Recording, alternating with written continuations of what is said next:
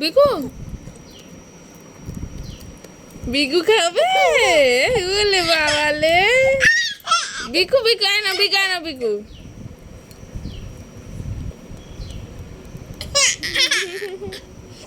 দেখি তো একটু বউ সাজিয়ে দি দেখি একটু বউ সেজে যাও ওরে বাবা এই এই এই বউ রাগ হয়েছে বউ শাড়ি খুলে ফেলছে এই বউ টাকে আটকে গেছে যা good morning welcome back to our channel. তো চলে এসেছি আজকে একটু নতুন একটি ব্লগ নিয়ে। আজকে শনিবার সকাল এখন 7টার মতো বাজে। উঠে একটু ছাদে চলে এসেছি।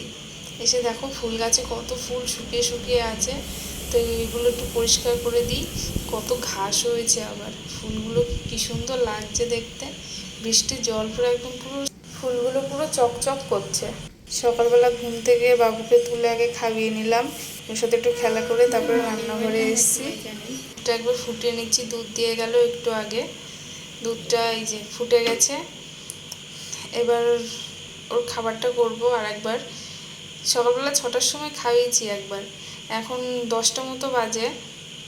এখন খাবারটা করে নেব। একপাশে খাবার বসিয়েছি, একপাশে চা বসিয়েছি।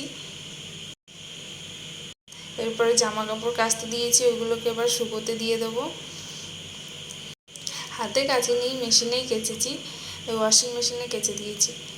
সবগুলো এক এক করে শুকোতে দিয়ে দেবো। বাইরে দিচ্ছি না, কারণ একটু বাদে বাদে যা বৃষ্টি আসছে, বারবার একবার তুলবো আবার দেবো, ওতে বারান্দায় দিয়ে দিই। আজকে শনিবার থেকে নিরামিষ রান্না করছি। আজকে উচ্ছে দিয়ে মুগের ডাল করব। উচ্ছেটা ভেজে নিলাম প্রথমে, এদিকে ডালটা, মুগের ডালটা প্রথমে হালকা শুকনো খোলায় ভেজে প্রেসারে সেদ্ধ বসিয়ে দিয়েছিলাম। দেখি সিদ্ধ হয়েছে নাকি। হ্যাঁ হ্যাঁ, ভালো করে সেদ্ধ হয়ে গেছে। নুন আর একটু হলুদ দিয়ে সেদ্ধ বসিয়ে দিয়েছিলাম।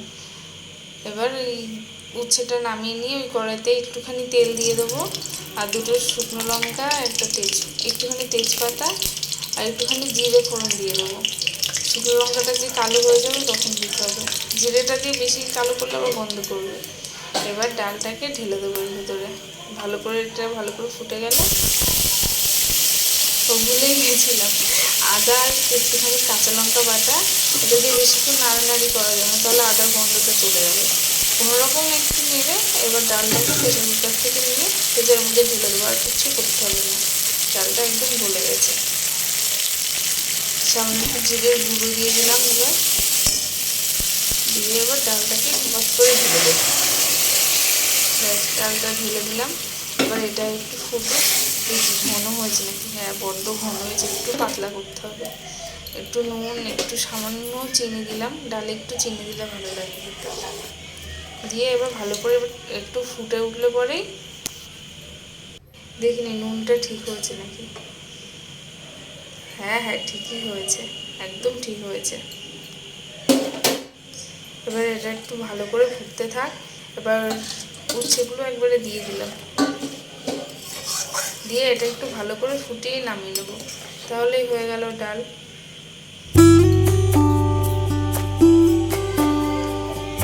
কি সুন্দর রংটা এসছে দেখো। ওই দেখো স্নান করার টাইম হয়ে গেছে, তাই কাঁদতে শুরু করে দিয়েছে। একটু পরে দাঁড়াও,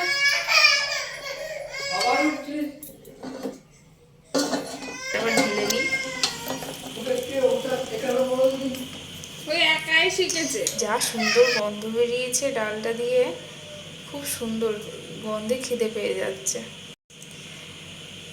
খুব গরম পড়েছে আজকে, ওর জন্য একটু লস্যি বানিয়ে দিয়েছে তোমাদের দাদা। আর এদিকে ডালের বড়া করে ঝোল রান্না, ঝোল না ঠিক, একটু শুকনো শুকনো হবে। তো বড়াতে তো ঝোল টেনে নেবে, তাই একটু ঝোল রেখেছি। এটা বিউলির ডাল আর মটরের ডাল ভিজিয়ে বড়া করা হয়েছে। এবার এটাকে আলু দিয়ে ঝোল করেছি, রেসিপিটা অন্য একদিন দেব। তো এবার ফুটে গেছে, ব্যাস এটাও হয়ে গেছে, এটাও নামিয়ে নিলাম। আজকে তাড়াহুড়ো আছে, তো দাদা বাড়ি আছে, একটু তাড়াতাড়ি রান্না করতে হবে। এই ফাইনাল লুক। এইটা হচ্ছে চিচিঙ্গা দিয়ে বড়া ভেজেছি, আর এটা রাতের ঘুগনি করে রেখেছি। এই যে পাঁপড় ভাজা, আর এই যে বড়ার ঝাল। এটা